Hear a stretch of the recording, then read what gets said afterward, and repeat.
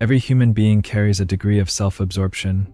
It's woven into our nature. We instinctively view the world through the lens of our own experience. While some individuals exhibit extreme narcissistic tendencies, even reaching toxic levels, the reality is that we all possess a degree of narcissism.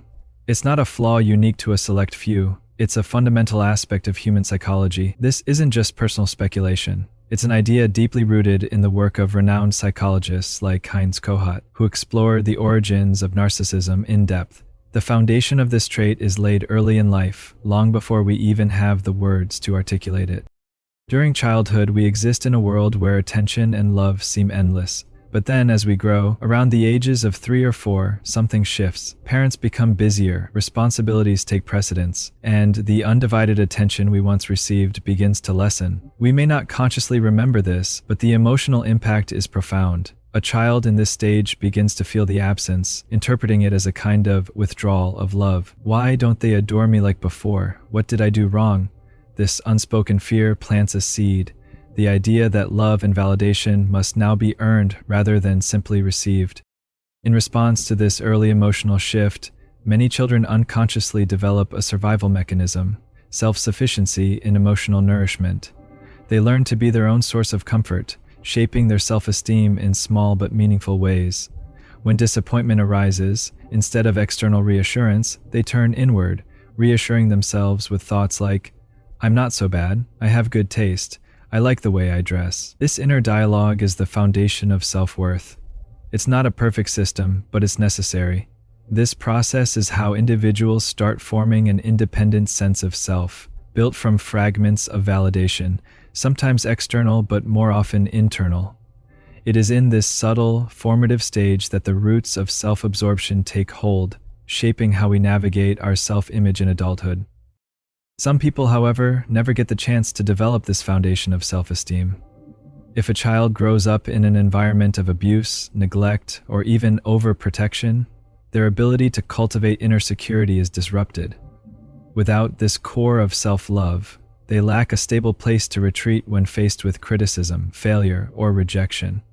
Instead of turning inward for reassurance, they react outwardly, often with explosive emotion. If someone criticizes them, instead of self-soothing, they lash out in what's often referred to as narcissistic rage. Their only way to cope is by attacking, blaming, or pushing others away, shouting, "You're the problem, not me." This defensiveness is not just about pride, it's about survival. Without a foundation of self-worth, any challenge to their ego feels like an existential threat. Another common adaptation is the pursuit of attention through exaggerated emotions and dramatic displays. When a person hasn't internalized a sense of self-worth, they seek validation externally, sometimes through manipulation, excessive self-promotion, or constant demands for recognition. This is how deep narcissism takes root. It becomes a way of ensuring that love and attention are never out of reach. But this survival strategy, while effective in the short term, often leads to dysfunctional relationships and inner turmoil. Instead of genuine self-acceptance, their self-worth is built on unstable ground, constantly needing reinforcement from others. The truth is, every person needs a degree of self-love. It serves as an anchor, a stabilizing force in life. That's why narcissism itself isn't inherently bad. It only becomes destructive when it turns inward excessively, blocking connection with others.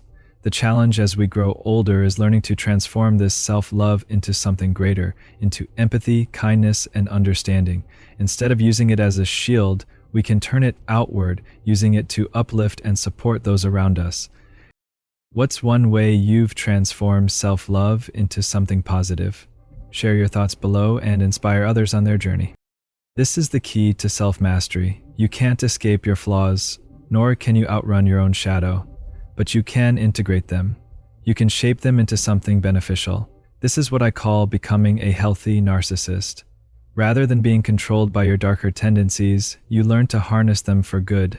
You use your self-awareness, ambition, and desire for recognition, not for selfish gain but for contribution, growth, and deeper connection. Your flaws don't have to define you, they can empower you. If you have a lot of anger inside, don't suppress it, channel it. I know this firsthand. When I was younger, I carried a lot of anger. I was frustrated, restless, and full of energy that had nowhere to go. But I learned something crucial. That energy doesn't have to be destructive. It can be transformed into something meaningful. Instead of letting it consume you, direct it towards something that serves a greater purpose. Find a cause, a mission, or a passion that ignites you and pour that intensity into it. When I was younger, I did exactly that. I turned my anger into a driving force for something bigger than myself. That's the secret. Your so-called dark side isn't a weakness. It's a powerful source of creativity, motivation, and transformation. Artists, leaders, and visionaries all have a dark side, and the best ones don't run from it. They use it. The pain, the rejection, the struggles, they all become fuel for something extraordinary. Look at any great writer, painter, or innovator, and you'll find someone who has taken their wounds and turned them into art, knowledge, or change. The worst experiences, the betrayals, the people who doubted you, these can all serve as the fire behind your best work. The key is not to deny your darkness, but to integrate it. It's not about being free of anger, ambition, or ego. It's about using them constructively. If you've ever transformed a negative experience into something positive, share it below. Your story could inspire someone else on their journey. This is why I say, don't run from your shadow. Don't reject the parts of yourself that make you uncomfortable. When I was writing The Laws of Human Nature, I had to face my own flaws head on. I had to acknowledge my irrational tendencies, my grandiosity, my aggressive instincts. And you know what? That self-awareness didn't weaken me. It gave me power. It allowed me to recognize those traits when they surfaced instead of letting them control me. You can't evolve if you're blind to your own nature. But once you see it clearly, you can shape it into something that drives you forward instead of holding you back. That's how transformation happens. Not by pretending you're perfect, but by owning every part of who you are and using it with intention. I can control it better now. I can catch myself in the moment and say, damn, you're being too self-absorbed. Focus on the other person instead. But the only reason I can do that is because I've accepted that these tendencies exist within me. If you go through life thinking, I don't have these issues, I'm not a narcissist, I'm above all that, then you'll never have the self-awareness to recognize when those very traits are shaping your actions. Denying your own flaws doesn't make them disappear, it just makes them operate in the shadows, controlling you without you even realizing it. That's why I want you to adopt a little more humility in this world. Drop the illusion of moral superiority. Stop believing that you are somehow exempt from having a dark side, that you were born different, that you float above human nature while everyone else is flawed. You weren't born with a halo over your head. You are not some exception to the rule. Every single person, including you, has a side of themselves they'd rather not acknowledge. The problem isn't having flaws. The problem is pretending you don't. Type, I choose self-awareness if you are ready to acknowledge your own flaws instead of hiding from them. I find this arrogance, this belief that I am pure while others are corrupt, deeply offensive. Because the truth is, we are all cut from the same cloth. Every single one of us carries the same set of instincts, the same potential for both good and bad. Some people hide it better, some suppress it more, but no one is free from it.